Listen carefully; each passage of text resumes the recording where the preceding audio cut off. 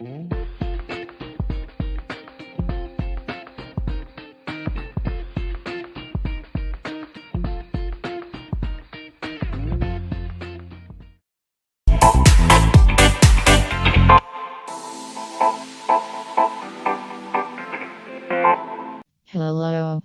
Welcome to a new reflection video by Pcua.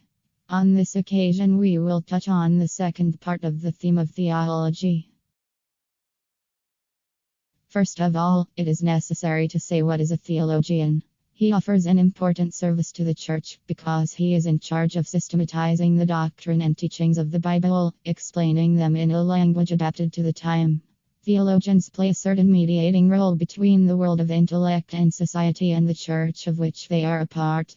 They are not, however, mere intellectuals. The ecclesial theological office is closely linked to the functions, also ecclesial, of the worship and government of the church. A theologian is a Christian who knows his faith well, teaches it to others, and teaches it to others, defends and reflects on it on the basis of the Word of God and human reality as universal places of reference. The theologian does not consider it his duty to say new things, but to say true things, derived from the inexhaustible riches of the gospel as it is refracted in the life of the world at every historical moment. The first theologians appear in the church among the cultivators of Platonic philosophy. There is then a living awareness that rationality is a component of authentic religion, and that the oblivion of God is the perversion of intelligence, if being intelligent is equivalent to knowing reality. Theology was born as the discourse about gods, as Plato tells it in his famous dialogue Republic of the year 379. The discussion deals with the need that the state has on myths so that young people are educated correctly, hence the need to talk about gods telling how they are, not how they are not. The theologians of the first 3 centuries of Christianity are in the most distinguished lay intellectuals, such as Justin, Clement of Alexandria, Tertullian, and Origen. Justin's theology strives to point out the points of contact and similarities between the teachings of the Church and those of Greek poets and thinkers, in order to demonstrate that Christianity is the only sure and profitable philosophy. Clement has had no notable influence on the course of theology outside of his personal influence on the young Origen. Few theologians have had as much influence on Christian culture as Origen, because of the depth and beauty of his brilliant intuitions claiming supposed heresies. His legacy has remained unbroken throughout the centuries. The activity of these men, joined in time by such important figures as Irenaeus of Lyon, Hippolytus of Rome, and Cyprian of Carthage, runs parallel with the decanting, begun very soon, between orthodox and heterodox. The public repercussion, outside the church, of the orthodox thinkers of the first epoch is minimal, if not non-existent. The theologian of the 4th and 5th centuries has ceased to be practically the layman from philosophy, as was preferentially the case in previous centuries. Suffice it to think of ecclesiastics such as Athanasius of Alexandria, Basil of Caesarea, Gregory of Nyssa, John Chrysostom, Hilary of Poitiers, Ambrose of Milan, and Augustine of Hippo. These men of the Church not only contributed to the formulation of Trinitarian, Christological, and ecclesiological doctrine, but also impregnated their ascetic works and their hagiographic writings with theology, among which the life of Saint Anthony of Egypt, written by Saint Athanasius around the year 360, stands out. It can be said that Saint Augustine ends the theological creativity of the ancient age. With the impressive Augustinian legacy, the Church could be theologically nourished during the Middle Ages. But theological activity itself enters a period of stagnation due to numerous causes of a preferably historical political order.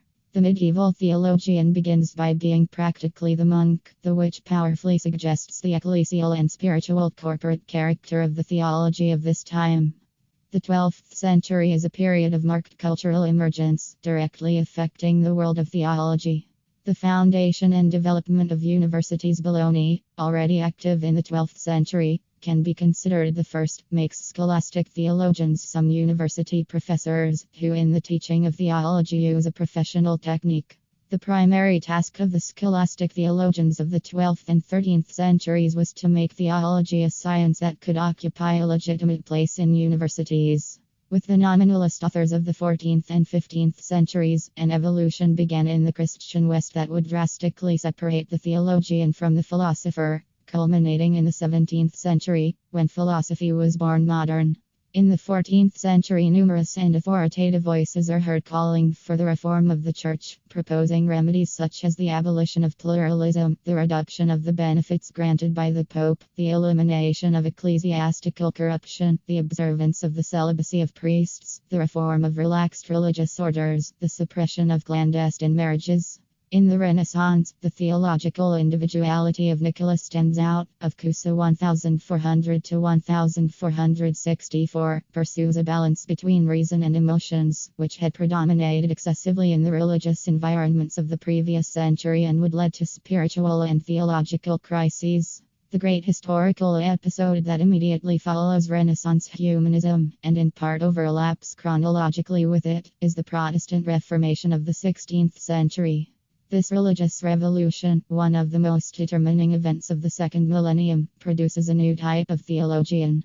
From the 16th century onwards, in a situation that lasted until the middle of the 20th century, church theologians were for the most part expositors and teachers of Catholic doctrine, that is to say, of the nuclei of the Christian faith, expressed through authoritative school opinions that had achieved a certain consensus. This consensus is of great importance as a theological place or criterion for determining what the doctrine of the Church is in a particular aspect of the faith. The theological 20th century is a period punctuated with monographs and religious essays, a sign of a new situation and of a theological activity that tries to be porous to the cultural world.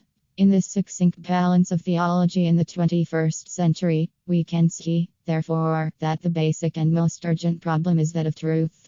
In a changing world where religion and its symbols are excluded from the sphere of the private and individual, and secularist in the sense that it is intended to deny the right of the religious community to pronounce on moral problems. Finally, theology is done first of all for the Church and Christians, but the theologian also speaks to all men and women on the planet. He claims without arrogance for his discourse a content of truth and disinterest, called to enrich the listener with evangelical energies and criteria. Although society may sometimes treat theologians as a people living on a reservation, your message is not meant for privacy.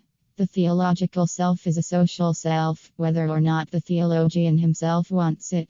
The task is sometimes to question the images, the speeches, and the justifications for power. He is not necessarily a peacemaker, nor is it conducted or spoken according to political correctness. He knows that must accept risks and misunderstandings for love of the gospel and truth that it contains.